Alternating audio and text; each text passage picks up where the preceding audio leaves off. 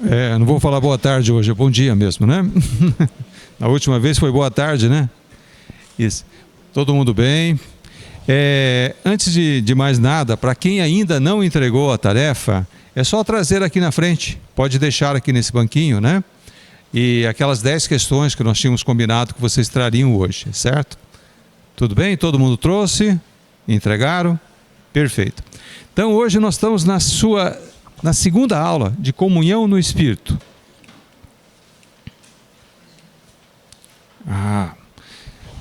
Então esse primeiro slide, ele nos fala a respeito do que no fundo é a nossa Bíblia. A nossa Bíblia, para quem gosta de ler, é um livro tipo romance, sabe? E o romance que conta é o grande amor que o Senhor tem pelo ser humano, sabe? Então ele conta a história do amor de Deus por nós, sabe? E o quanto que Deus, e todas as peripécias, todo o desenrolar, tudo que Deus fez para garantir que ele conseguisse ter um relacionamento íntimo conosco, como toda pessoa amada procura ter com aquele, né, a quem ela quer se relacionar. Então a Bíblia é essa história. Pode reparar, de Gênesis a Apocalipse, né? Sempre está contando como que Deus faz, como que Deus não faz, como que é isso, como aquilo, né? Eu acabei de reler lá o livro de Oséias, né? E ele então, inclusive, ele usa até esse tipo de comparação, né? Ele obrigou o profeta lá, Oséias, a casar com uma prostituta para mostrar como que ele se sentia relacionando com o seu povo. E quanto ainda ele amava aquela mulher, mesmo ela sendo prostituta. E o relacionamento dele, então, é um relacionamento conturbado. Mas esse relacionamento, pelo menos no que diz respeito ao homem natural, antes de ter passado pelo processo do novo nascimento, ele é um relacionamento impossível. Por quê? Porque Deus é espírito. A natureza de Deus é espiritual. E a natureza do homem, antes de ter passado pelo processo do novo nascimento, é carnal. São duas naturezas diferentes. A gente vê no meio com relação na natureza mesmo, né? Quando dois animais assim são de naturezas diferentes, eles podem até, às vezes, ter algum tipo de relacionamento, mas não dá fruto, não se multiplica, certo? E quando dá fruto ainda é estéril. Os casos, né, que conseguem ter algum tipo de grau de multiplicação ainda são frutos estéreis, não vai para frente, não prospera. Então, sem chance. O relacionamento de Deus com o homem natural não tem qualquer chance de prosperar. Então Deus tinha que fazer alguma coisa, não tinha? Já que ele quer se relacionar com o ser humano, então ele tinha que pegar e fazer alguma coisa. Daí então, parece aquelas histórias do Cebolinha com a Mônica, né? Entendeu? Então ele imaginou um plano. Só que o plano de Deus, ao contrário dos planos do Cebolinha, lá deu certo, né? Esse é um plano que tem tudo para dar certo. O plano do Cebolinha com o Cascão, né? Quando eles querem fazer alguma coisa com a Mônica, sempre dá errado. Não é assim na história em quadrinho? Bom, pelo menos quando eu li era desse jeito, né? Nunca deu certo, né? sempre aconteceu alguma coisa que dava errado. Mas agora o plano de Deus com certeza dá certo. É difícil, como o Hélio estava explicando agora há pouco, né, a gente explicar o plano de Deus, sabe? Como que Deus age, como que Deus faz, é difícil explicar, mas dá certo. Bom, queria elogiar o nosso irmão aqui, o Moraes, né, que veio aqui para frente. E se vocês quiserem ouvir direito, eu aconselho que vocês façam a mesma coisa. Está cheio de bancos vazios aqui, olha, observe, né? Carteiras vazias. Então, os últimos serão os primeiros, né? Então, vocês que estão na última fila, pode vir aqui para frente, sabe? Tem vaga aqui na frente, sabe? Venham para cá, vocês vão ouvir melhor. Então, o Senhor Jesus, essa pessoa, né? Que é o Filho, que faz parte da Trindade, ele se sacrificou. Sabe? Ele veio a esse mundo, ele se tornou carne, sabe? Se humilhou, deixou a sua natureza espiritual, deixou de ser Deus, para sacrificar, para que esse relacionamento de Deus com o homem desse certo. fez todo esse processo que nós estávamos conversando agora há pouco, né? Que é difícil a compreensão. Então, com relação ao primeiro homem, Adão, e o segundo homem, que é o Senhor Jesus, nós podemos fazer inclusive um paralelo. Esse slide aqui fala exatamente disso. Assim como Adão, né, se relacionou com Eva, sua esposa, o Senhor Jesus se relaciona com a igreja, sua esposa. Certo? Eva, nós sabemos, né, está na palavra, ela foi tirada de Adão, a costela de Adão, a partir da costela do Adão. O Adão foi tirado do pó da terra, o corpo do Adão foi tirado do pó da terra. Depois o sopro, claro, Deus soprou e deu vida para ele. Mas Deus, com relação a Eva, fez diferente. Ele tirou uma parte do corpo de Adão para que Eva fosse construída, fosse criada, certo? E com relação à igreja, Cristo foi a mesma coisa. De onde foi tirado a igreja? De Cristo. Sobre esta pedra. Amém. Era o Pedro? Ele estava falando para o Pedro, mas não era o Pedro. A pedra é ele mesmo. É o Senhor Jesus. Sabe, aquele verso é muito confuso, né? Deu toda aquela heresia, né, que a Igreja Católica até hoje não conseguiu sair dela. Mas a gente sabe que a pedra mesmo, a pedra de tropeço, a pedra de esquina, a pedra viva, né, que o Senhor Jesus fala, a pedra principal é Ele próprio, entendeu? Então, do Senhor Jesus, a igreja foi tirada, a noiva de Cristo foi tirada do próprio Cristo, assim como a Eva foi tirada do Adão, a noiva de Cristo foi tirada do próprio Cristo. Olha outro paralelo. Eva tem a mesma natureza de Adão. Adão é carne, Eva é carne. Mesma natureza. A igreja tem a mesma natureza de Cristo. Cristo é espiritual. É um homem, mas é espiritual. Dirigido pelo Espírito. Certo? E a igreja é o quê? Espiritual. Mesma natureza. Eva gerou toda a humanidade. Nós somos todos, né, em carne, nós somos descendentes da Eva, do Adão e da Eva, né?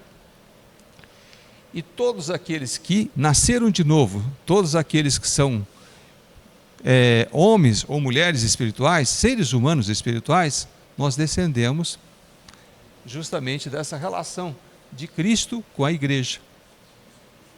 Todos nós, sem exceção. Então, nós podemos dizer que Eva é a mãe de todos os homens e as mulheres carnais, e a igreja é a mãe de todos os homens e as mulheres espirituais. Bonito esse paralelo, né? Que foi feito. Eu acho muito interessante. Então, porque Deus te fez nascer no Espírito? Por que Deus fez vocês nascerem no Espírito? Por que Ele preparou esse? Qual que é o motivo? O que estava motivando a Deus preparar tudo isso, fazer esse plano maravilhoso? Por que Ele te fez nascer no Espírito? Porque, conforme nós falamos no começo, porque Ele te ama. E ama muito, mas ama muito mesmo. Deus te ama e ama muito. Então aqui nós temos o João 3,16. Qual foi o primeiro verso que vocês memorizaram, depois que vocês se converteram?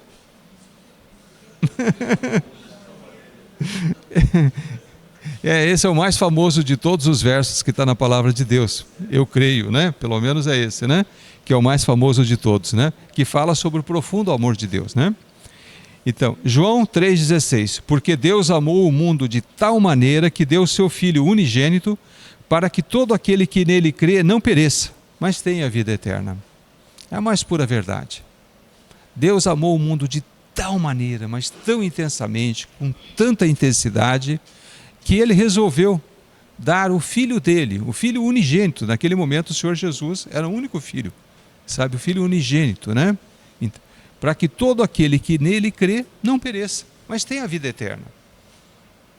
Esse é o preço que nós somos pagos.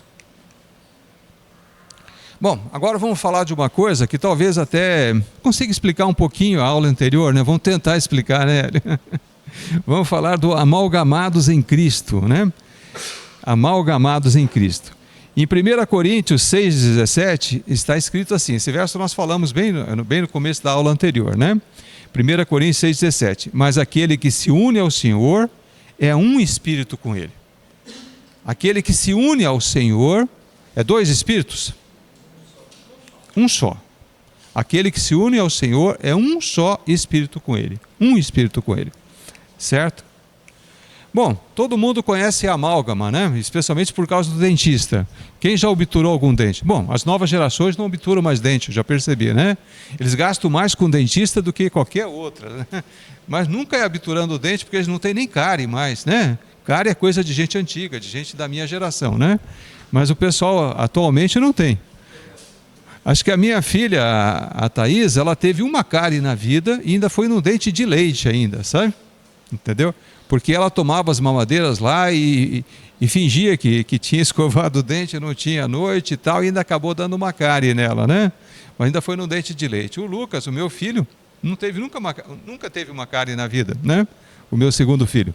Mas em compensação eu gastei com eles, com o dentista, acho que pelo menos umas 20 vezes o que eu gastei comigo mesmo, né? Entendeu? Não é que os dentistas ficaram sem trabalho, muito pelo contrário, eles têm muito trabalho com esse povo que não tem cárie, sabe? Entendeu? Nunca, muito trabalho. É investimento, né? Entendeu? Mas em resumo, né? Amálgama é aquele conjunto de materiais que o dentista usa, né, por exemplo, para poder pegar e fazer o material para poder obturar o dente, né? Então você vai lá, você remove todo aquele tecido cariado, cheio, né, cheio de bactérias, tal, e depois, para você não deixar aquele buraquinho, para não formar uma nova cárie naquele local aberto, você coloca o amálgama, e para o dente se tornar funcional também, né? Então isso é muito antigo. Mas amálgama só existe em dente? Não. Amálgama é uma coisa que vocês nem imaginam como que é usado, sabe? Como que a gente mistura coisas com coisas para conseguir outra coisa. A mulher, quando vai na cozinha lá, e o homem também, o cozinheiro, né? Quando faz um bolo, é um amálgama. Ele pega farinha, pega açúcar, pega leite, pega manteiga, mistura tudo aquilo e tal, tem todo aquele processo, né? E depois o bolo pronto é uma amálgama, é uma mistura. Eu resolvi trazer para vocês aqui um amálgama que eu admiro muito, é quando vai se fabricar o aço, especialmente o aço inoxidável, né? Ele é um tipo de amálgama. Vamos passar um vídeo, então.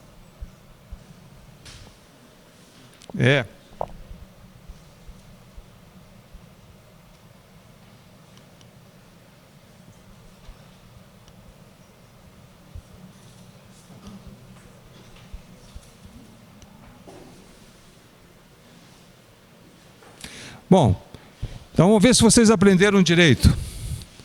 Para fazer o ferro comum, vocês precisam de duas coisas. O ferro, mesmo o ferro comum, não é feito, não é puro, tão puro assim não. Ele tem que ser misturado duas coisas. É o carbono, o próprio carbono, com o ferro, certo? Agora, para chegar no inox, vocês têm que colocar mais alguns ingredientes assim, sabe? Vocês têm, além do carbono e do ferro, vocês têm que colocar o lítio, o níquel, né, que me perdoe, o níquel e o cromo, né? O cromo que acaba dando aquela cor especial para o aço, a resistência que ele tem, especialmente com relação à oxidação, que é a característica maior. Além de ser muito mais bonito, ele não oxida, né? Então o aço inóxido ele é muito, muito resistente a esse processo todo de oxidação. E agora, quando você resolve desfazer isso, é fácil? Fazer ele voltar ao ferro, devolver o carbono, devolver o cromo.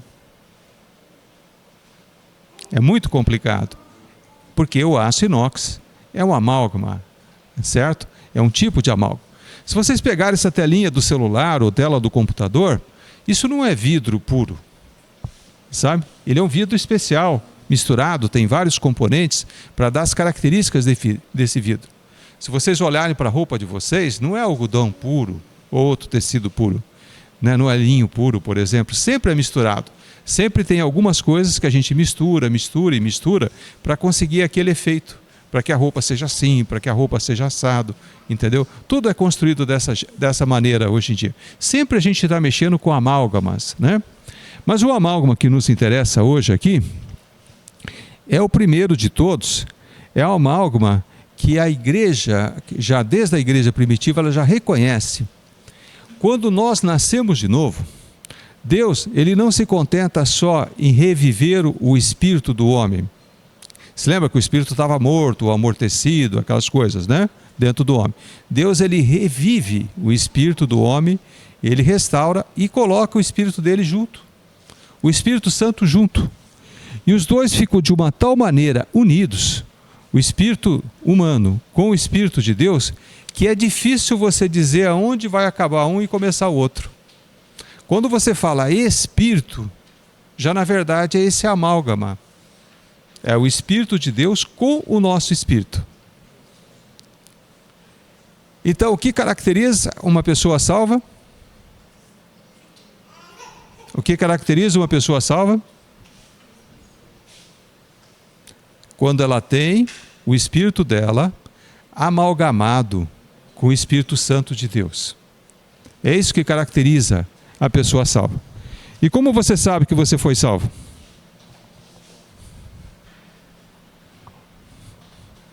Como vocês sabem que estão salvos? Não era a pergunta do Moraes? Como você pode garantir que você está salvo? Né? Quem que vai testificar? O próprio Espírito. O Espírito Santo que mora com o nosso Espírito, que está misturado com o nosso Espírito, é Ele que testifica, junto ao nosso Espírito, que nós somos salvos. Que nós somos salvos. Precisa falar em línguas? Não. É bom falar em línguas, né? Com certeza, a gente vai mais para frente, nós vamos inclusive. Mas não precisa, sabe? Mas pela fé, por esse sentido chamado fé, a gente é capaz de olhar dentro da gente mesmo e a gente consegue enxergar o nosso espírito, sabe? Unido com o Espírito do Senhor. Unido com o Espírito Santo. E conforme a gente vai caminhando por aí, a gente começa a notar que começa a brotar uma aguinha de dentro da gente. Nota ou não nota? Aquela água viva, né? Que fala na palavra. Para mim, esse é o maior testemunho que uma pessoa foi salva. Quando a pessoa abre a boca, sabe? E começa a brotar água viva. Isso para mim é mais do que falar em línguas. Porque é uma pessoa que é salva.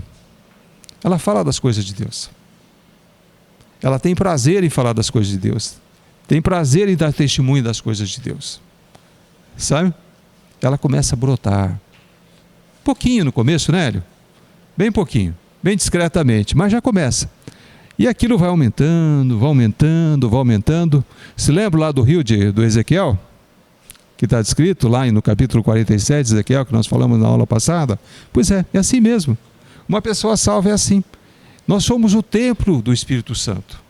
E do templo tem que sair água. E água viva. Se não sair, é porque a pessoa realmente não foi salva. Mas quando começa a brotar água viva, e água viva nós sabemos que é o quê? É a palavra de Deus. É o próprio Jesus. Entendeu? Quando a gente começa a dar testemunho que Jesus é o nosso Senhor, é o nosso Salvador, sabe? E a gente fala para os outros, olha, você tem que conhecer esse Jesus, né? Ele fez uma diferença tão grande na minha vida, vai fazer na tua. Você começa a testemunhar, testemunhar, testemunhar, sabe? Para mim não tem prova maior que a pessoa está salva. Então, vamos lá repetir. Era muito forte a noção que o Espírito de Cristo tinha sido amalgamado, né? Com o espírito do homem já desde a igreja primitiva. Portanto, tornaram-se quantos espíritos? Um só espírito. Agora não tem dois espíritos, agora é só um espírito. E vira e mexe a gente se vê confrontado, né, por essa situação. A Unimed, que agora Socorro não faz mais parte, né, Socorro? Mas a Unimed de Paraná convocou a gente para uma reunião. E aí a Socorro pode ser minha testemunha. Eu odeio essas reuniões da Unimed, sabe? Não quero, nem online eu não gosto de participar, sabe? Entendeu? Mas eu fazia de tudo para escapar das reuniões, né? E tá aquele confronto, tem que participar, não vai participar, tem que participar, não vai participar. Eu falei, eu acho que eu vou contar uma mentirazinha lá, né? Entendeu? Vou fazer uma desculpa, uma mentira pequenininha. Mentira é pecado? Mentira é pecado. Então, alguma coisa, você sabe muito bem o que é, me fez eu sentir um mal-estar. Porque eu ia contar uma mentira para poder escapar da reunião da Unimed, né? Eu tive coragem de contar? Não tive. Entendeu? Claro que eu procurei ainda escapar mesmo assim, contando a verdade, né? Mas não teve jeito, acabei participando da reunião e tal. Mas mentir não pode, o Espírito Santo não deixa. Não é de Deus. Por que o homem foge do pecado? Como é que o homem consegue escapar do pecado então? Porque o Espírito Santo está lá te chamando a atenção, por intuição. Ele não precisa falar nem com palavras. É aquela coisa que brota de dentro de você, falando, isso não dá certo. Isso não dá certo. Não precisa participar da reunião da Unimed, mas fale a verdade. Você tem que contar a verdade. Sabe, você não pode pegar e ficar contando mentira para poder escapar. Então não tem essa história de mentirazinha do bem, sabe? Mentira do diabo, minha gente. Certo? É pecado. Por causa de uma mentirazinha pequenininha, tipo essa daqui que eu não quero participar da reunião da Unimed. Será que seria o suficiente se eu estivesse debaixo da lei? Que eu não estou mais debaixo da lei, eu estou debaixo da graça. Mas se eu estivesse debaixo da lei, será que esse único pecadinho já me levava para o inferno? Não precisava outro. Podia ser esse pequenininho, podia ser uma coisinha só de nada, uma coisa como essa. Eu podia ter feito na minha vida toda, e olha que eu não fiz, né? Com certeza, né? Mas eu podia ter feito tudo certinho e um dia eu não quis participar da reunião da Unimed e peguei e contei uma mentirazinha de nada, uma bobagem, coisa pequena. Não prejudiquei ninguém, não matei ninguém, não tirei dinheiro de ninguém, não deixei de pagar nenhuma conta, não adulterei, não fiz nada desses pecadões, vamos dizer assim, sabe? Mas aquele pecadinho de nada, aquela coisinha de nada, puf, direto para o inferno. Não precisava ser coisa grande, sabe? Porque, graças a Deus, nós estamos sobre a graça. E graças a Deus o Espírito Santo me impediu, pelo menos esse pecado ele me impediu de cometer, né? Muitos outros acontecem, mas pelo menos esse eu escapei, né? Porque ele mora dentro do nosso coração. Ele está sempre em contato conosco, está sempre nos avisando. É prova que ele está lá. Eu estou vendo, estou sentindo o cheiro dele, estou ouvindo a sua voz, pelo menos voz assim, audível eu não estou, mas eu sinto, eu tenho aquela sensação que não devo caminhar assim. Então, quem foi amalgamado com Cristo tornou-se um com Ele. Concordam? Quem foi amalgamado com Cristo tornou-se um com Ele. Uma vez unido o espírito humano ao espírito de Cristo, não existe divórcio. Não existe divórcio. Tornou-se uma união eterna. Daí então, a gente perde a salvação? Não, a gente não perde a salvação. Certo? Quando a gente é casado, nesse mundo aqui, a gente pode se divorciar, não pode? Pode. A lei permite, pode. Pode. Pode. O homem natural pode se divorciar. Tem lei, é lei humana, mas pode. A gente pode. Não, não é cristão. Não é cristão. O homem espiritual não vai, e a mulher espiritual não vai se divorciar. Mas eu estou falando, mas poder pode, não pode? Perante a lei humana pode. Você pode se divorciar, certo? Agora você pode dizer, mesmo que você deu o seu filho por adoção, que aquele filho não é teu? Não. Nasceu um filho, você pode até dar ele para, você pode dar para alguém em adoção, certo? Mas o filho vai ser teu. Você nunca vai deixar de ser o pai biológico ou a mãe biológica daquela criança. Não existe divórcio entre um pai, uma mãe e um filho. Não existe. Eles podem até tentar fazer leis assim, sabe? Mas não vai funcionar. Não tem como você dizer que ele não é teu. Você pode até dizer, mas não é verdade, dá para provar, faz o DNA, entendeu? Então, nem no meio natural, nem para o homem natural, existe como você pegar e dizer assim, dizer e afirmar e provar que aquele filho que nasceu de você e da sua esposa é seu mesmo, sabe? Entendeu? De uma maneira semelhante, isso daí é uma metáfora, né? Eu estou dizendo o que acontece quando o nosso espírito se une com o espírito de Cristo, o espírito do Senhor. Não tem mais como separar. Nada vai separar. Nada, nada, nada, nada. Coisa alguma vai conseguir nos separar. Então, a gente perde a salvação? O único jeito da pessoa não ser salva é se ela realmente não foi salva desde o começo, né? Se aquilo for uma falsa conversão, sabe? Entendeu? Ele andou no meio de nós, andou na igreja, falou que era cristão, falou que era convertido, estava lá no meio, levantava a mão, orava, mas era tudo falso. Ele nunca foi convertido, certo? Mas se ele for realmente convertido, não tem como voltar atrás. Está ligado com Deus eternamente, está amalgamado. Vocês vão esquecer o que é amálgama? Diz que o povo esquece tudo dessa aula, mas o amálgama eles não esquecem. Eu acho que vocês não vão ser diferentes, sabe? O amálgama o povo não esquece, o amálgama a pessoa guarda. Esse tal amálgama, eles sempre me perguntam, o pessoal que já fez o curso há alguns anos, né? Eles sempre voltam nessa questão do amálgama, né? Acho que é o ponto mais marcante que tem no curso todo, é a história do amálgama, sabe? Então vamos lá, vamos ler a palavra do Senhor, né, para comprovar se o que nós estamos falando está de acordo com a palavra.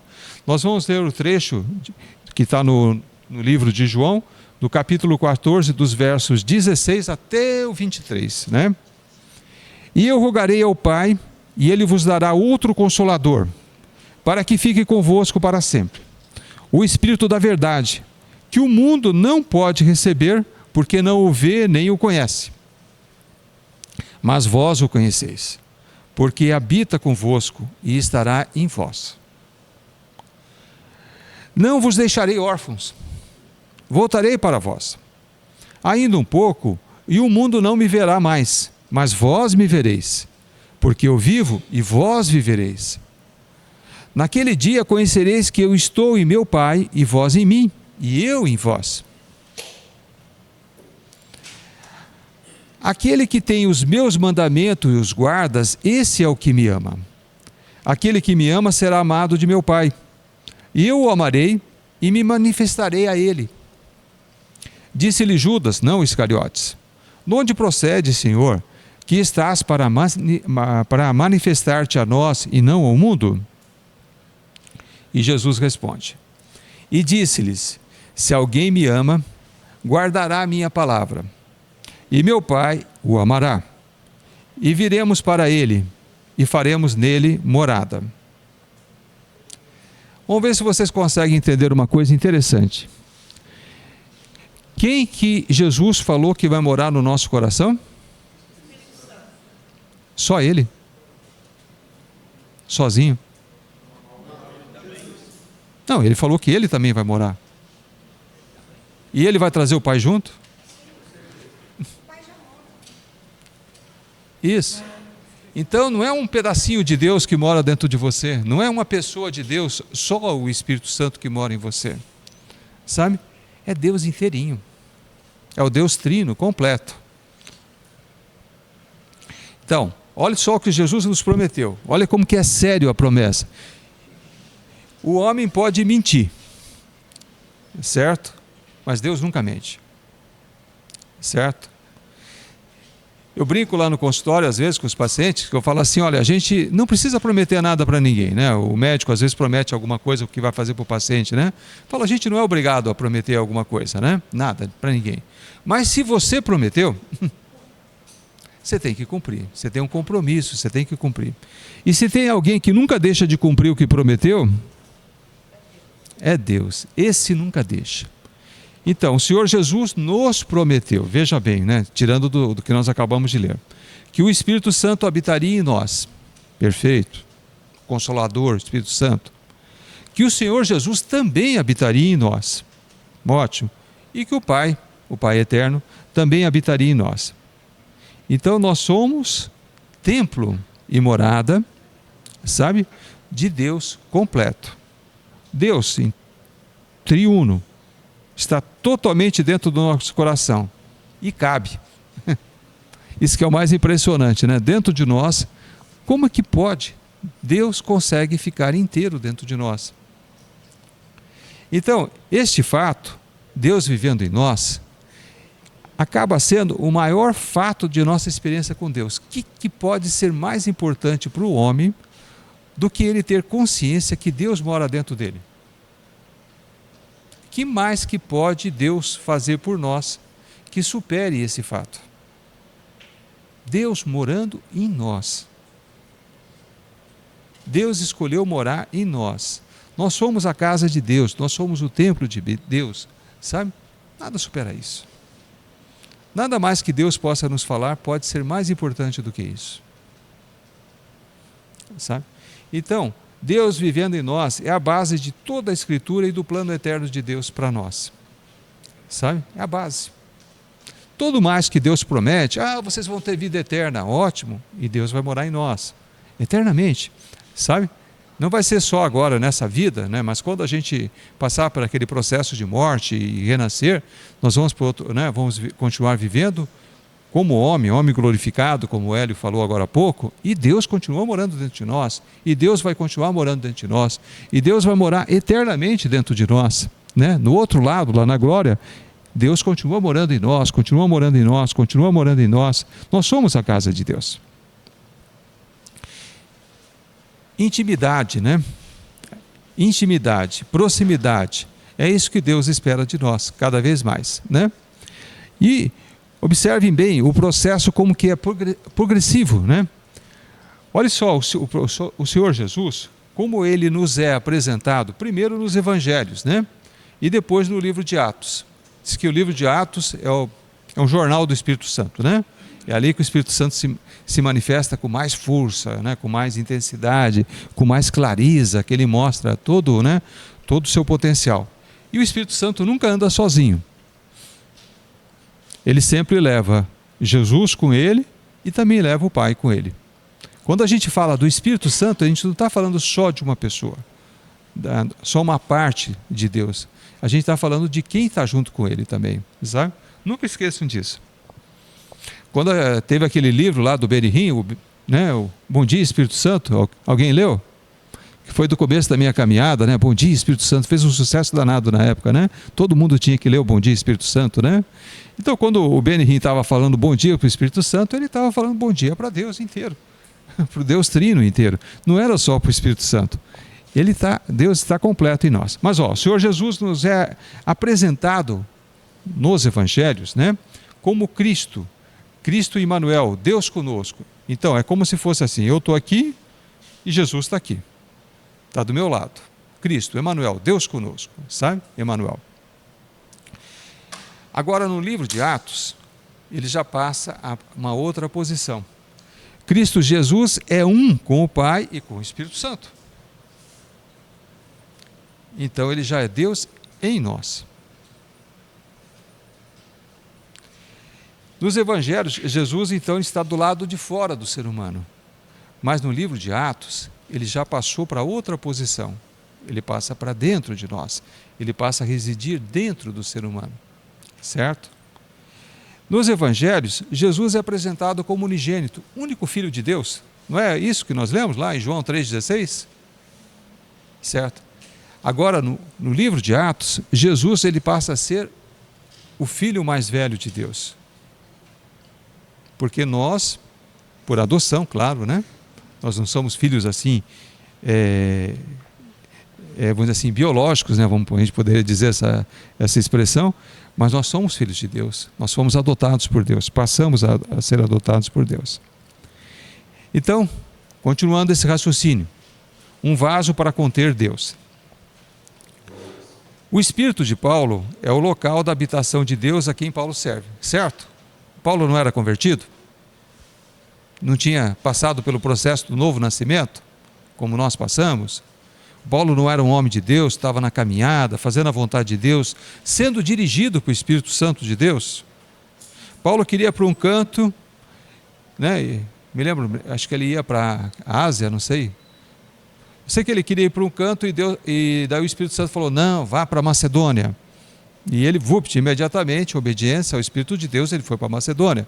Paulo só fazia o que o Espírito mandava. Paulo era espiritual? Sim, com certeza. Dirigido pelo Espírito Santo, pelo Espírito de Deus. Paulo era dirigido por Deus. Então, por conter Deus, o Espírito de Paulo tornou-se um vaso honrado e glorioso. Por nós contermos... Oi?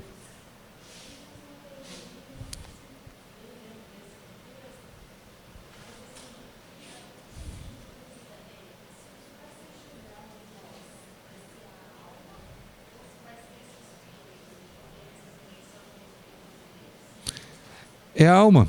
Pensa bem. Porque o Espírito Santo, claro, é Deus, né? Ele que vai julgar, não vai ser julgado, né? O nosso espírito estava morto até outro dia, até a gente se converter, né? O espírito o nosso espírito, junto com o Espírito de Deus, não peca, sabe? Ele está sempre alinhado com a vontade de Deus. Agora, quem peca e que Deus quer que seja salvo é a alma, sabe? A alma que vai ser julgada, a nossa alma, certo? Entendeu?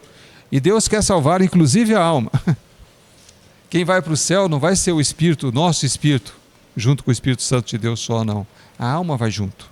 O que vai ficar aqui vai ser o nosso corpo, o pó, né? A terra. Essa vai se dissolver na terra. Certo? Mas olha que coisa interessante, Deus ama até a nossa alma. A rebelde, né? A se submeter ao Espírito. E faz tudo para resgatá-la. Ela está se tornando eterna, porque Deus assim o quis, certo?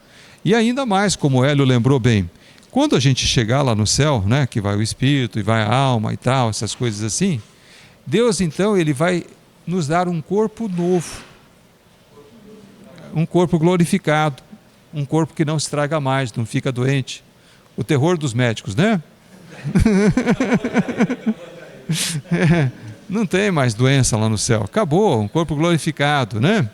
Um corpo perfeito, vai durar eterno. Cirurgião plástico, sem chance, nunca vai envelhecer, vai ficar feio, não vai ter ruga naquele lá, né? Entendeu? Então não vai ter mais chance para o cirurgião plástico, sabe? Ele vai ficar eternamente jovem, saudável, cheio de vida, bonitão, né? Ou bonitona. Bom, lá não tem sexo também no céu, né? Então não vai ser homem ou mulher, né? Vai ser aquele ser espiritual, né? Aquele homem ou mulher espiritualizado, certo? Entendeu? Então sem chance, não vai ter como a gente...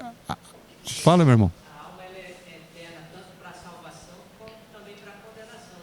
Sim, ela pode ser condenada eternamente. Aquelas pessoas que não se convertem, né? A gente sabe que o final delas vai ser muito triste, né? Está escrito na palavra. E o que Deus falou, está falado. Deus não volta atrás. Deus é fiel, sabe?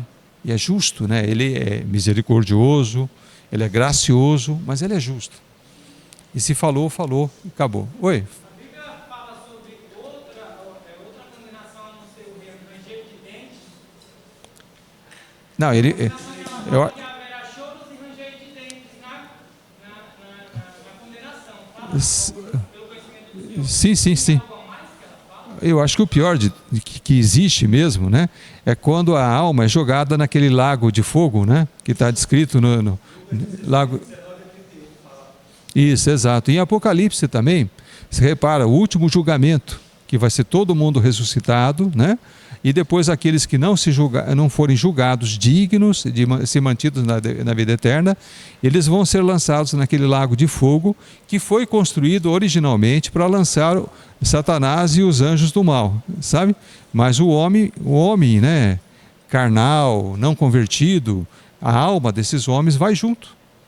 E ela vai passar pelo processo, assim como tem o da vida eterna, para aqueles que estão salvos, eles vão passar pela morte eterna.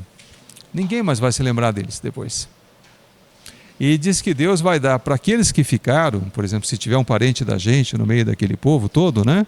Então, para a gente não passar a eternidade toda se lembrando daquele que morreu eternamente, então Deus vai dar um espírito de esquecimento para a gente lá no céu. A gente não vai se lembrar mais deles. Eles vão ser esquecidos. Vão ser mortos e esquecidos. Eu gosto muito da Lucas 16, 19, 31, diz assim, morreu o rico e mendigo, né? E lá diz assim, e ele, chegando no seio de Abraão, estando no seio de Abraão, ele comenta, né, falou assim, mande que alguém dentre os vossos ressuscite e vá para a casa dos meus pais, e lá lhe dê testemunho, para que não venha para este lugar onde eu estou. Aí o próprio Deus fala assim, ele e os profetas, ouça os profetas. A palavra de Deus, né? Os profetas, todas essas coisas. E então a gente não tem nada escondido. Deus não escondeu nada da gente. O que ele já está fazendo e o que ele vai fazer. Por exemplo, o homem rico ainda não tinha passado por esse processo de ser lançado ainda no lago de fogo. Mas seria o passo seguinte. Hoje a alma dele está lá, aguardando no lugar que a gente chama de inferno, né? Aguardando o dia desse último julgamento ainda, quando ele vai ser julgado e vai ser lançado nesse lago de fogo para ter a morte eterna. No caso, eu tenho essa dúvida, né? No caso de, eu acredito que a alma será eterna para a salvação, para a paz eterna. E tenho uma certa dúvida se ela será lançada no fogo, onde haverá choro e ranger de dentes, eternamente, ou vai haver uma hora que não vai existir, que não se falou, tipo, esse sofrimento Olha, vai acabar, não existe. no meu entendimento, não vai ser eternamente que ela vai ficar nessa situação. Hoje elas estão naquele limbo, naquele processo ainda aguardando o julgamento final. Mas quando o Senhor Jesus fizer o julgamento final, quando ele voltar para essa terra e fizer o julgamento final, e eles passarem por esse processo que é a segunda morte, aí vai ser uma morte eterna. Acabou. E também eu acho que, acredito que é bem isso é a minha interpretação, né? Que é bem coisa de Deus. Deus não ia deixar nem esse povo pecador sofrer eternamente, né? Até eles um dia o sofrimento vai acabar, mas eles vão se acabar junto. Ninguém vai lembrar deles, não vai ter lembrança, vai ser uma morte eterna. Certo? Aí o pessoal que é materialista tem razão, esse pessoal não volta mesmo. Sabe? Acabou, sem chance. Isso. Oi? Você falou que no nosso coração, falou não, é verdade, que no nosso coração habita a Trindade, Pai, Filho e Espírito Santo. Sim, Os três são, têm a mesma importância, sim, correto? correto. Mas por que que em Lucas 16, 22 fala que se o homem carnal blasfemar contra Deus e contra Jesus, ainda tem uma chance de ser perdoado. Mas se blasfemar contra o Espírito Santo, esse já está condenado eternamente, não tem perdão. Se lembra? Essa foi a questão da prova. Questão Da prova de teologia sistemática. Por que que o homem, se pecar contra o Espírito Santo, ele não tem mais chance? Por quê? O Espírito Santo é o único que convence o homem do pecado, da justiça e do juízo. Se eu blasfemar contra ele, quem vai me convencer? Ninguém consegue. não seria que o Espírito Santo é justamente o Consolador que intercede por Deus de nós? Não. É porque se você não tiver o Espírito Santo morando em você, ninguém vai falar que você está fazendo alguma coisa. Se o Espírito Santo não estiver ativo dentro do seu espírito, não tiver a liberdade de se manifestar e falar que você está errado, se ele não conversar com você, se ele não se comunicar com você, você entendeu? Você não vai ter chance nenhuma de se arrepender. Porque ninguém vai te convencer que o que você está fazendo é pecado. E se ninguém te convence que o que você está fazendo é pecado, você não se arrepende. E se você não se arrepende, você morre eternamente. Na verdade, ele é a tábua de salvação, né? É a tábua de salvação. Você jogou fora a última chance que você tinha de se arrepender, de alguém te convencer que você está fazendo uma coisa errada, que você está pecando. Certo? É isso que o Moraes acabou de falar. Perfeito. Nota 10 na prova, né? Doutor, só um minutinho, a respeito da pergunta desse menino aqui, a respeito da morte eterna, Eterna. Apocalipse 20 diz que todo aquele que for achado no livro da vida será lançado no lago de fogo. E Jesus fala desse lago de fogo que é de morte eterna, é a segunda morte. É a segunda morte. Ser eterno não vai acabar. Não, eterna. Ele fala de vermes que comem fogo, e fogo que nunca se acaba. Aham. Vai permanecer para sempre. Como a salvação é para sempre e eterna, Uhum. a morte também é eterna. Bom, olha, eu não consigo falar com toda a segurança do mundo, né? Porque a gente ainda não passou por esse processo, né, Moraes? Mas eu creio, pelo meu entendimento, que Deus não vai deixar a pessoa eternamente naquele lago, se queimando e tal. Ele vai acabar. Mas eu estou falando, mas a morte eterna, a morte é morte. Quando a gente está morto, a gente fica inconsciente. Sabe? Isso. É a segunda morte, morreu, acabou. Isso. Eu acredito que essa situação que ele está falando é para Satanás e o falso profeta, que é a própria cabeça. Acho que seria para eles essa Mas até esse pessoal. Mas até Satanás, o falso profeta e todo mundo que estiver junto com ele, até esses espíritos que pecaram, vamos dizer assim, esses anjos que pecaram, até para eles tem essa morte eterna. E acabou, morte eterna é morte eterna, acabou. Não tem mais nada. Se eu tiver errado, se eu tiver errado, a gente vai descobrir um dia.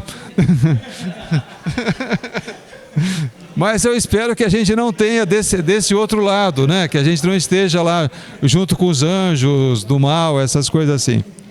Isso. Então lá, o vaso para conter a Deus. Vamos falar um pouco mais do nosso irmão Paulo, né? Então Romanos 1:9. Porque Deus, a quem sirvo em meu espírito, no evangelho de seu Filho, me é testemunha de como incessantemente faço menção de vós. Então Paulo, ele testemunhando, né, de que Deus, a quem ele serve em seu espírito, sabe? Ele o tempo todo está orando por aqueles que devem ser salvos. Agora vamos falar de uma coisa que eu acho fantástico, né? Uma revelação de Deus que já vem lá desde do Antigo Testamento. Então, fala do Deus que reside e reveste, como nós estamos falando agora. Mas ele fala dessa estrutura que o Senhor revelou para o Moisés e pediu para que fosse construída, né? Já no Antigo Testamento, quando eles estavam saindo do Egito, quando o povo de Israel estava saindo do Egito. Então a Arca da Aliança, conforme vocês vão ver lá depois em Êxodos 25, 10 a 14, vocês podem ler, ela foi construída de madeira, e de madeira de uma árvore especial. Qual era a árvore? Acácia, muito bem. Acácia é a mesma árvore lá que como é que é? Os maçons que gostam muito, né? Todo maçom planta uma acácia na porta da casa, vocês já repararam? O jardim do maçom sempre tem uma acácia. Ela dá umas flores bonitas mesmo, né? Isso. Mas era acácia. A madeira que era para construir a arca era de acácia. Mas não era só a madeira. Daí ele mandou revestir de ouro ela por fora, toda revestida de ouro, essa madeira, e revestiu por dentro de ouro. Primeiro, o que a madeira e a madeira de acácia simboliza? Ela quer dizer o quê? Ela é símbolo do quê? Se lembra, água viva, palavra de Deus. Madeira significa o quê? Espiritualmente. Ela é uma coisa material. Madeira é matéria, né? Mas ela tem um símbolo espiritual. Ela simboliza o que espiritualmente? O corpo, nossa carne. Madeira, perecível, dura pouco, sabe? Ela simboliza nós mesmos, o ser humano, certo? Madeira é o símbolo do ser humano. Mas esse ser humano, ele vai ser revestido, essa madeira, esse ser humano, vai ser revestido de ouro. O ouro simboliza o quê? Não. Tem uma coisa mais importante que o ouro simboliza. Deus. Deus, o ouro é Deus. Se você vê ouro, é Deus. Porque é a coisa mais preciosa que pode existir, né? Então ele simboliza o próprio Deus. O ouro é Deus.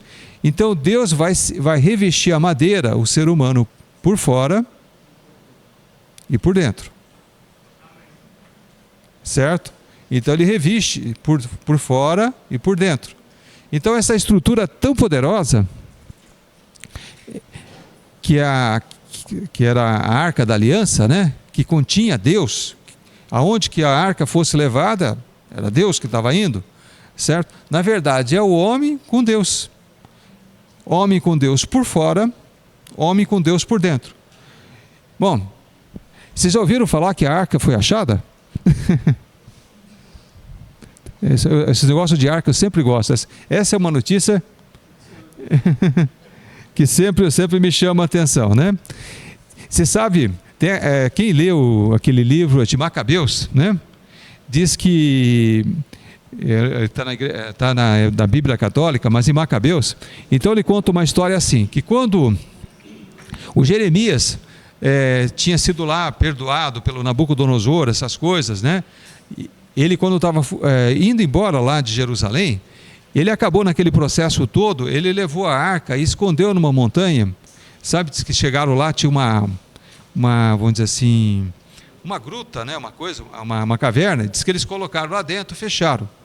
Depois eles fecharam tão bem fechado que eles não deram conta de achar aonde que estava a arca, né? Segundo o relato que está na própria Bíblia, lá em Macabeus, né?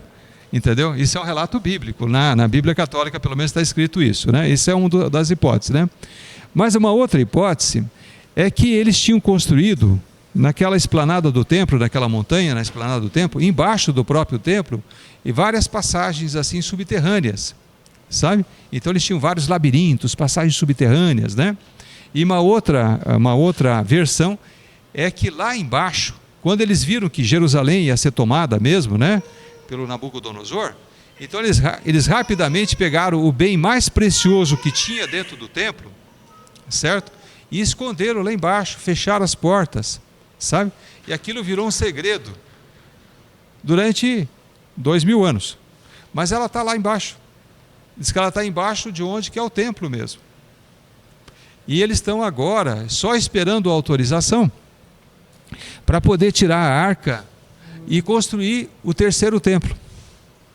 Diz que todo o material para construir o terceiro templo, todos aqueles objetos, né, que a gente vê na palavra, ele já tem tudo prontinho, já está tudo construído, já está tudo, né, o ouro já está fundido e tal, né, tudo certo, né? A menorá, por exemplo, está tudo prontinha já. Só falta eles lá buscarem a arca. A arca vai ser original, vai ser a arca antiga mesmo, sabe? Aquela que foi lá do templo lá do Moisés. Aquela que foi construída por Moisés. É a original, a arca diz que não vai mudar. Só falta eles terem autorização para construir o terceiro templo. E a gente que já foi lá, é interessante que eu estava vendo lá o pastor Lamartine, não sei se vocês já ouviram alguma pregação do pastor Lamartine, já viu, né? Lamartine Pozzella. Ele é bem entendido nessas coisas, ele sempre está comentando, né? Então eles estavam falando lá que eles nem precisam desmanchar aquela mesquita que existe lá, aquela da cúpula dourada. Para você construir o novo templo, o terceiro templo, você pode construir ela do lado. Tem espaço na esplanada do templo, né? Claro, tem muito espaço, né? Para você poder construir o terceiro templo do lado da mesquita, sem desfazer o outro e sem criar um conflito maior ainda com os palestinos. Entendeu? Dá para você construir lá do lado ainda, sabe? E começar tudo de novo. E é muito importante, né? A gente que está vivendo agora a era do anticristo, não é isso? Que a gente fala, será que já é agora? Será que não é agora, né? Mas que para a gente poder dizer que o anticristo vai tomar conta do mundo mesmo, vai ter que ser construído primeiro esse terceiro templo. Então, quando vocês virem essa notícia que houve a paz entre os palestinos e os judeus, e os palestinos deixaram, né, por influência de algum político muito importante, que é o anticristo, sabe? Que eles conseguiram a autorização para construir o terceiro templo, aí vocês podem se segurar. Diz que quando se disserem que há paz, aí que a guerra vai começar mesmo, né? Entendeu? Então daí constrói o terceiro templo. E nesse terceiro templo vai acontecer que o anticristo vai entrar lá dentro e vai oferecer um sacrifício que vai ser considerado abominável pelos judeus. Aí os judeus vão se revoltar contra esse governante mundial, contra o anticristo, e daí que vai começar a grande tribulação mesmo, a parte da perseguição. Até, segundo o Pozzella também, eu espero que ele esteja certo, diz que a igreja vai ser recolhida antes disso, né? A igreja, né? Isso. Se for isso, se as coisas estiverem acontecendo dessa maneira, quem sabe a gente nem esteja aqui quando essa bagunça toda estiver acontecendo, né? A gente já esteja lá com o Senhor. já tenha sido recolhido. Oi, Fá? Não sei se faz parte da lição, mas diz que depois da tribulação, tem um estudo que diz, eu não sei se isso é verdade, tem a dificuldade de acreditar por falta de base bíblica. Que depois que Jesus vier e levar para a igreja, vai haver uma segunda chance dos que vão ficar, né, de ser mortos por não negar o nome de Cristo e herdar a salvação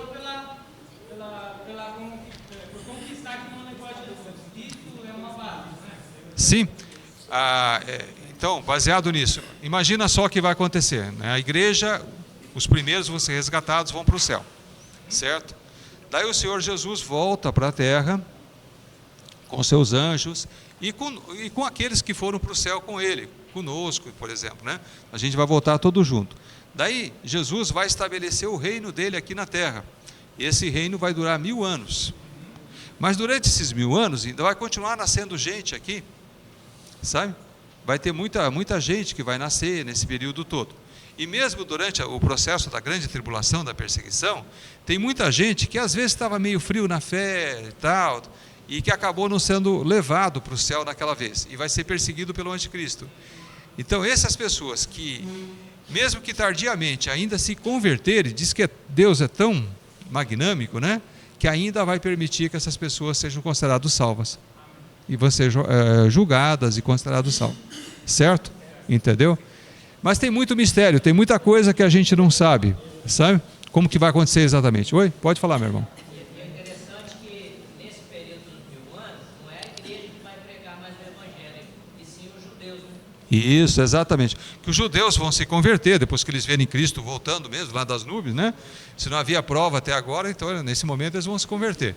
Depois de toda a guerra que eles tiveram lá com o anticristo, essas coisas, aquela perseguição, aquela coisa terrível, né? Que nem os alemães vão conseguir fazer tanta tragédia contra os judeus como o anticristo vai fazer.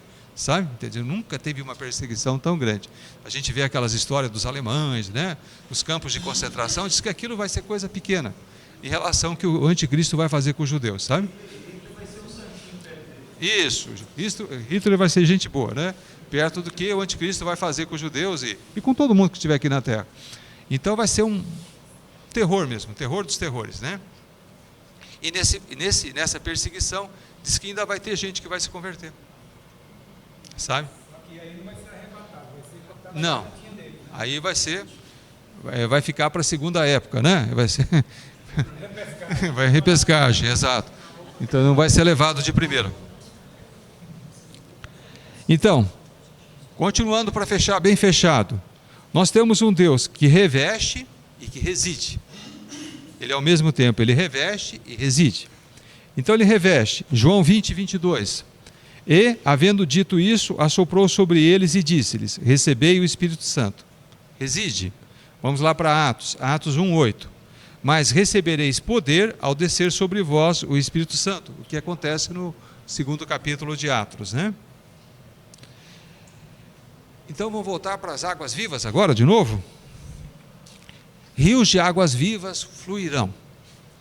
A revelação, os dons espirituais, a fé, a adoração e o amor de Deus fluem a partir do Espírito do homem.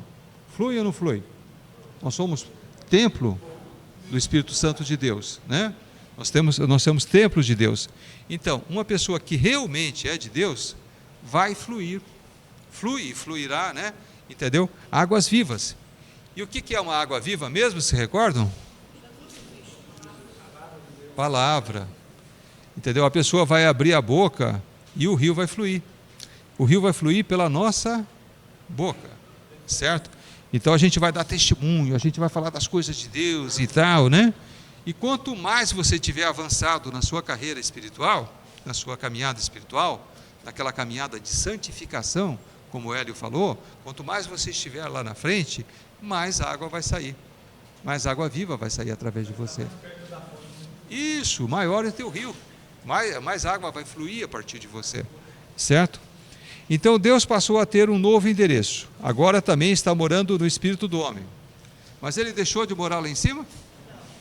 Não, só Deus consegue fazer essas coisas, né?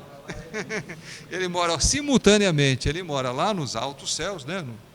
A gente não sabe nem o limite, né? Entendeu? E mora aqui dentro de nós, dentro de cada um de nós. Então, por que muitas vezes não experimentamos os poderes do mundo vindouro, como diz a Bíblia? Porque a gente insiste em procurar Deus onde ele dificilmente ele é achado, certo? Ele continua lá em cima? Sim. Continua. Mas é muito mais fácil procurar aqui dentro, não é? Então, a gente deve procurar onde que ele é mais fácil ser achado. Mas às vezes a gente vai em terras distantes, a gente procura, ouve falar assim, poxa, o pregador daquela igreja, o homem está ungido. Eu vou lá. Eu vou lá, eu vou sentir Deus hoje, eu vou perceber a presença. Ele está dentro de você, minha gente. Você não precisa ir na igreja lá. Cultos marcantes, estratégias mirabolantes, a gente acredita em tanta coisa, né? Mas na verdade, o lugar mais fácil para você achar Deus é dentro de você mesmo. Ele já mora lá dentro. A gente não precisa ir tão longe. Eu me recordo que quando nós fomos para Israel, especialmente na primeira viagem que nós fomos lá, nós fomos 2 vezes, né? Mas na primeira viagem eu tinha essa história. Eu queria saber onde que Jesus tinha passado, onde que ele tinha andado, se ele tinha tocado aqui, se ele não tinha tocado ali, né? Essas coisas. Eu estava aquela história. Por quê? Eu estava querendo ver Jesus em Jerusalém. Estava querendo ver Jesus lá na Terra Santa. Mas na verdade, ele estava comigo, ele voou comigo até lá, voltou comigo. Ele nunca saiu de dentro de mim. Não me arrependo de ter feito a viagem, mas com esse objetivo, você não precisa até rodar meio mundo, andar meio mundo de avião aí, né? Só para poder encontrar Deus. Que Deus já está dentro de você, não precisa ir tão longe. Isso. Quando aquele pastor lá, o João, né, que pregou alguns dias atrás, né, ele trouxe para nós esse verso aqui do Isaías 57:15, né, até eu coloquei ele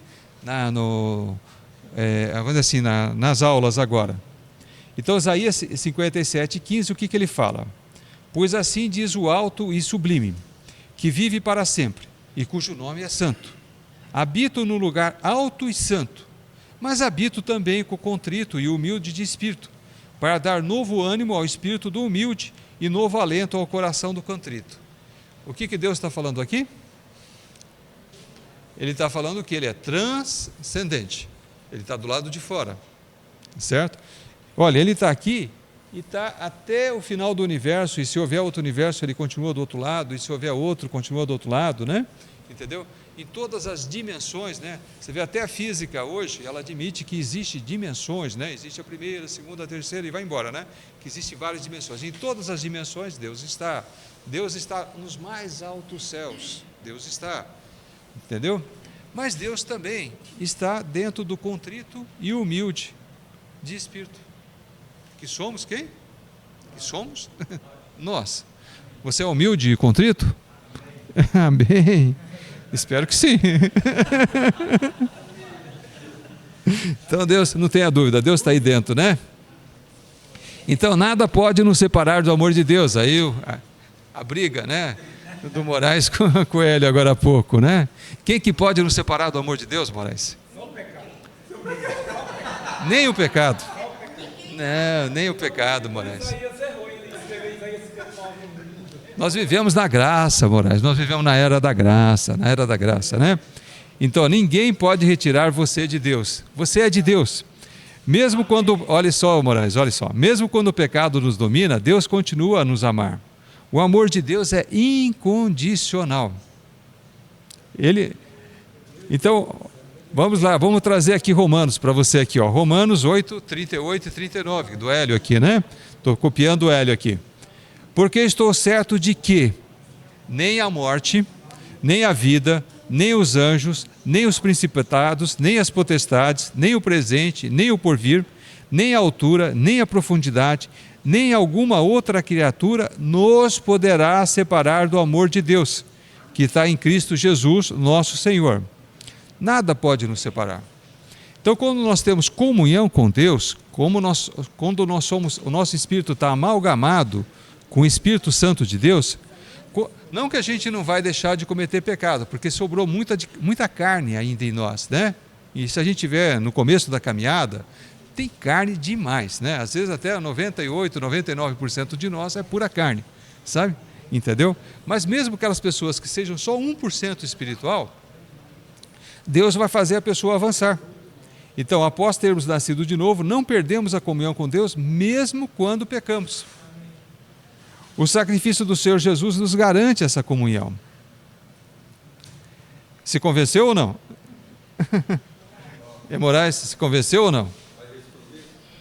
Se convenceu que nós não podemos separar de Deus, que nem o pecado nos separa?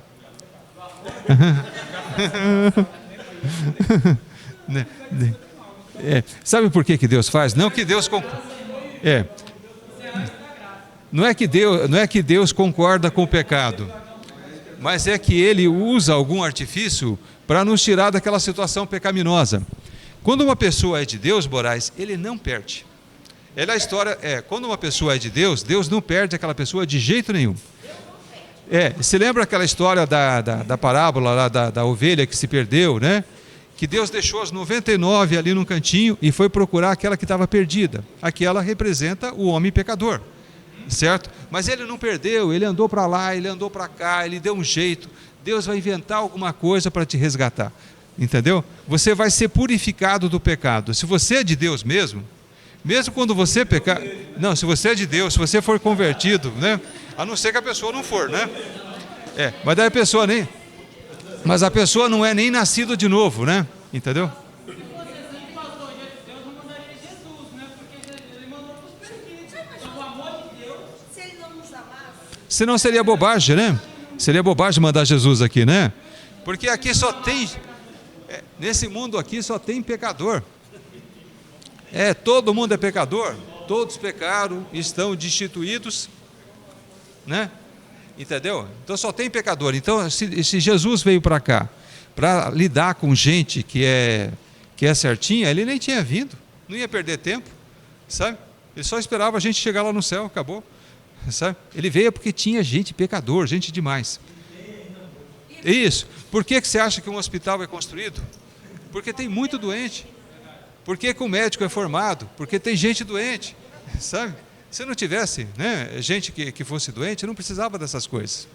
E Deus não precisava ter vindo através de Jesus, né, para esse mundo se não tivesse pecadores. Então Ele quer nos salvar, entendeu?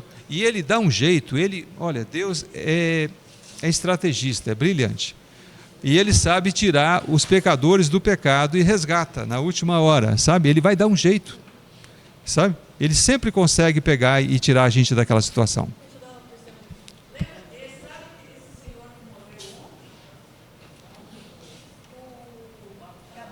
Isso, Gabi. ele entregou Jesus um dia antes de morrer. Ele realmente entregou Jesus. Ele foi salvo. Então, para quem conhece ele, né? Porque agora ele morreu, que virou santo. A gente sabia de tudo. Ele era por aí. Mas mesmo assim, Deus o perdoou. Olha, eu posso dar testemunho que o Gabriel, ele foi meu paciente uns 30 anos, pelo menos, sabe? Eu acompanhei ele desde do começo, né? Me lembro uma vez, a doença dele do coração já tinha avançado tanto, né? Que a gente estava preparando ele para fazer a cirurgia. Isso é questão de uns 15 anos atrás, mais ou menos. A cirurgia do coração, que tinha que trocar a válvula aórtica dele. Durante aquele processo de preparar ele para mandar ele para fora, naquele tempo não se operava ainda aqui em Rondônia, sabe? Infeccionou a válvula do coração dele, deu uma doença que a gente chama de endocardite bacteriana, sabe? E ele fez uma parada cardíaca lá dentro da nossa lá policlínica, e a gente tinha muito poucos recursos, né?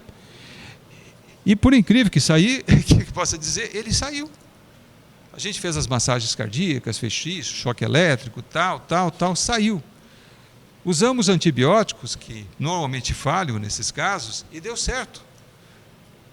Ele conseguiu melhorar, ele ficou internado vários e vários dias antes de eu conseguir mandar ele para fora. Eu tive que curar a tal endocardite, a infecção na válvula do coração, antes de conseguir mandar ele para fora. Isso. Daí ele foi curado, Deus abençoou que ele foi curado. Foi lá para fora, operou o coração dele. Depois de ele passar dessa experiência de quase morte, vamos dizer assim, né?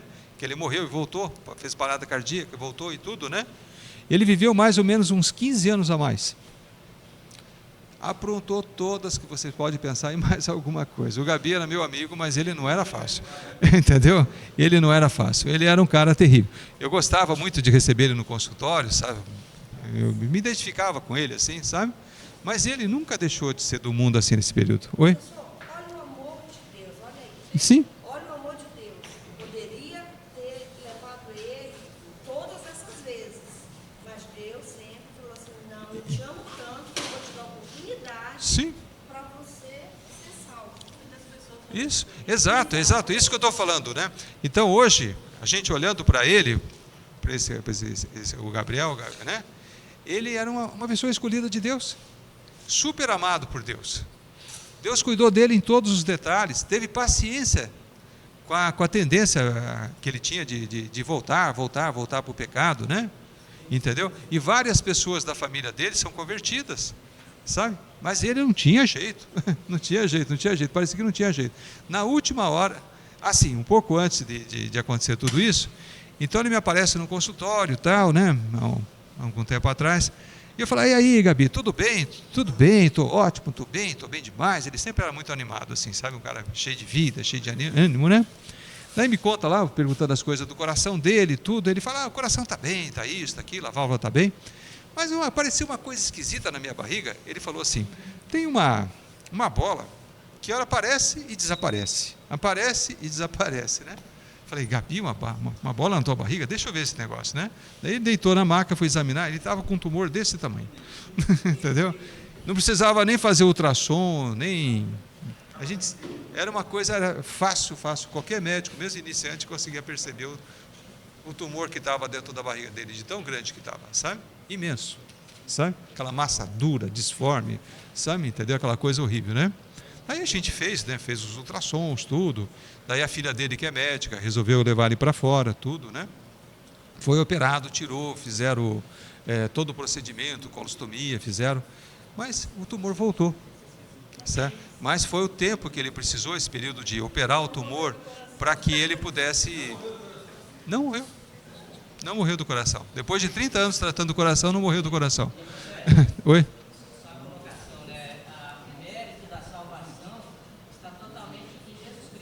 Sim. Uma outra coisa interessante a dizer é que Jesus inaugurou o paraíso com um ladrão. Pois é, exato. Tipo assim, eu acredito que o irmão está querendo dizer na presença de Deus, né? Porque é a diferença do amor de Deus e da presença de Deus. Não tem como estar na presença de Deus sem pecado, mas haverá o amor ainda sobre a vida dele. Então, acho que é isso que o irmão estava querendo dizer. Como a palavra de Isaías. Estar na presença de Deus é diferente de ter o amor de Deus. Porque Deus resolve amar certas pessoas, né, conforme está na própria palavra, e a gente não sabe por que ele resolve amar a um, conforme ele fala do Jacó, né, e resolve odiar a outro, resolve não escolher outro, como ele fala do irmão do Jacó, Esaú, né, entendeu? Por que Deus resolveu escolher o Gabriel? Porque ele era melhor do que os outros? Porque ele pecava menos do que os outros? Não, ele pecava mais. Ele era meu amigo, mas o cara era um terror. Sabe? É terrível. Mas Deus amava. Escolheu, separou, garantiu a vida dele, sabe? Levou por todas essas experiências. E eu tenho firme convicção que ele foi salvo. A família toda, né, disse que ele confessou o Senhor Jesus, tudo, né? E que a hora que eu for também, que o Senhor me levar lá na glória, eu vou encontrar com meu amigo lá. E ele está lá, ele foi na frente só. Entendeu? Isso é meu... antecipou, foi na minha frente, mas ele está lá, está esperando pela gente, né? A gente vai dar risada junto lá no céu também, como a gente fazia aqui na terra, né? Entendeu? Vai contar as histórias, ele vai me contar as histórias, sempre cheio de história, né? Entendeu? Mas o Gabriel, ele tinha uma coisa de bom, né? Eu acho que eu não sei se é por isso que Deus gostava dele tanto, né? Mas é aquele tipo de gente que quando você chegava perto, você se sentia bem. Sabe? É coisa incrível. Sabe, aquele tipo de gente assim que, quando eu falar, o Gabriel está lá fora, poxa, você já recebia ele com um espírito bom, assim, sabe? Entendeu? Apesar dele ser complicado, sabe? E Deus escolheu. Por que Deus te escolheu? Alguma coisa Deus viu em você e gostou de você, é mistério. Por que ele me escolheu? Eu não sei responder, sabe? Entendeu? É mistério. Mas E buscar aquele conhecimento da palavra que eu não concordava, porque Davi era um homem segundo o coração de Deus. Eu já falei com Deus bonito, né? Pecador, adúltero, safado. E tu ama esse homem? Eu quero saber qual que é o segredo. Se tu ama esse homem, tu também vai perdoar os meus pecados. E se hoje eu estou aqui é porque eu olhei para Davi e eu queria descobrir qual era o segredo que Deus amava Davi. Não era para condená-lo, era para entender. sim, Por que Deus amava aquele pecador? sim, Se Deus amava aquele pecador, eu sabia dos meus pecados. claro. Deus também ia me amar. Isso. Mas aí é que tá. Quando eu olhava para as consequências dos pecados de Davi, que eu comecei a. Né, eu vim para a teologia e foi um longo processo, falei, Senhor, eu não quero isso. Principalmente a consequência da família. Sim, Né? Então eu falo assim, Senhor, sou pecadora, sei que sou, mas Senhor, me ajude a me libertar todos os dias, porque é só o Senhor, porque por mim mesmo eu meto o pé na jaca todo dia e falo, nossa, assim, que jaca saborosa, mas vê a consequência, claro. né? O pecado sempre tem consequência. Sempre tem consequência, nunca é de graça, né? Alguma coisa vai acontecer, né? Então, experiências com Deus. Todo esse curso, na verdade, foi feito para estimular que vocês procurem ter experiência com Deus, né? Falar nisso, quem já leu lá o irmão Lawrence? Ninguém já leu? Estou lendo. Então, o irmão Lawrence, o Frank Lobach, tá disponível, se lembra? Desde a semana passada. 1 hora, 2 horas, 3 no máximo, quem lê devagar, vocês lêem aquele livro todinho, sabe? É fácil de ler. Com relação a eles, eu estou estimulando tanto vocês ler, porque vocês vão ver pessoas, né, que tiveram uma experiência mais profunda, tiveram coragem de ir mais a fundo com relação a Deus.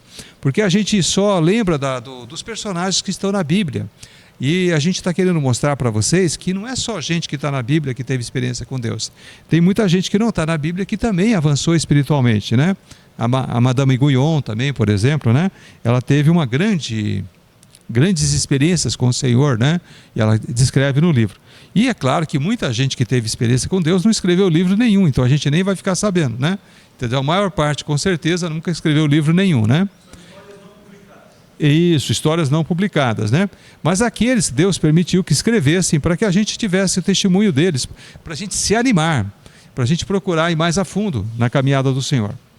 Em Mateus 17:5 está escrito assim: enquanto ele ainda estava falando, uma nuvem resplandecente os envolveu, e dela saiu uma voz que dizia: este é o meu filho amado, em quem me agrado, ouçam-no. Deus falou audivelmente. O ouvido ouviu? Ouviu. Por que ele teve que falar audivelmente? Porque o Pedro, o Tiago e o João eram muito carnais. Não, eles eram carnais, eles não tinham condições de ouvir, eles não tinham o Espírito Santo ainda morando dentro do coração deles. Então tinha que ser uma voz mesmo, uma voz como a gente está falando aqui agora, sabe? Tinha que ser uma voz audível, sabe? Então naquele momento eles ainda estavam totalmente carnais, eles tinham que ter esse tipo de experiência, mas eles tiveram, e essa experiência mudou a vida deles, sabe? Então ele foi em cima daquele monte, o Monte Tabor, né?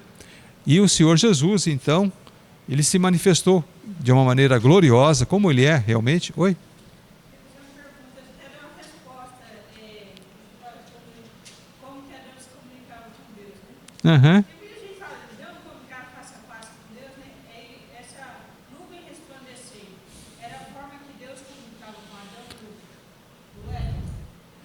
Bom, pelo que a gente entende, quando Adão estava no Éden e antes dele ter pecado, Deus se comunicava diretamente com ele, porque ele se comunicava através do Espírito, porque o Espírito do Adão estava vivo. Então, quando o Espírito está vivo, ativo, essas coisas, Deus fala com a pessoa através do Espírito. Entendeu? Segundo está descrito no Éden, diz que ele passeava pelo jardim, essas coisas assim, né? E a gente tem que acreditar na palavra, né? Uhum. Oi? Escuta os passos dele. Então ele se manifestava dessa maneira mais material, assim, sabe? Mais visível, né? Entendeu? No Jardim do Éden, né? Isso. Não, mas isso. Mas eu acho que nunca viu assim inteiramente, né? Completamente como ele é, porque se vê, diz que a gente se desfaz, que a glória de Deus é uma coisa tão absurda, né? De importante assim, que a gente não consegue resistir. O ser humano e nem os anjos não conseguem provavelmente resistir, né? Quando ele se manifesta na sua glória plena.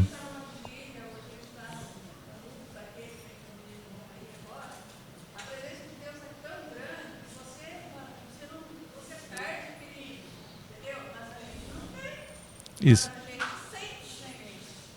Pastor, mas aí no caso, depois da glorificação, nós poderemos ver. Bom, eu acredito que sim. Pelo menos uma partezinha de Deus a gente vai conseguir ver, né, Duda? Entendeu? Isso é um outro mistério. Isso. Exatamente. Como que a gente vai conseguir ver Deus lá no céu? Como a gente vai conseguir ver Deus lá no céu? Isso é um mistério. Entendeu? Mas eu sei que a gente vai ver. Amém. Com certeza a gente vai ver. Que passar a vida eterna inteira sem ver Deus, né? Não vai ter graça essa vida eterna, né? Entendeu?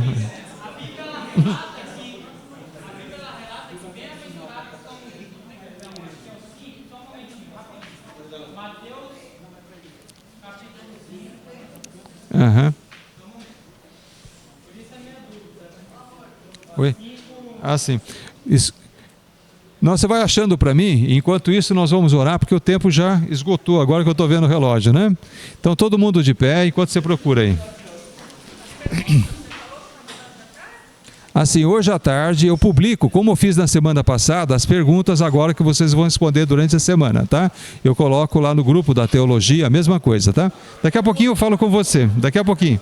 Bem-aventurados os limpos de coração, porque eles verão a Deus. Amém. Se Deus prometeu, Ele não vai desprometer, né? Pai amado e querido, nós te damos graças, Senhor, por esses momentos que nós passamos entre nós, mas principalmente com o Senhor, meu Pai. Que o Espírito Santo do Senhor, meu Pai, possa nos revelar a verdade, meu Pai. São muitas as dúvidas, tem muitas coisas que nós não sabemos, mas nós cremos, meu Pai, que o Senhor há de nos esclarecer, ponto por ponto, questão por questão, assunto por assunto, e que no fundo nós possamos ter, meu Pai, essa paz que o Senhor também nos prometeu dentro do nosso coração, certos, né, que o Senhor está cuidando de nós, está nos respondendo às nossas questões, se revelando a nós, meu Pai, porque também o Senhor nos disse que o Senhor nos revelaria os seus planos, porque o Senhor nos disse que nós somos seus amigos e o Senhor ia se revelar aos seus amigos, e o Senhor ia revelar os seus planos. Então nós estamos aqui sedentos do Senhor, com fome do Senhor, sedentos das coisas que vêm do Senhor. Em nome de Jesus nós oramos e agradecemos. Amém.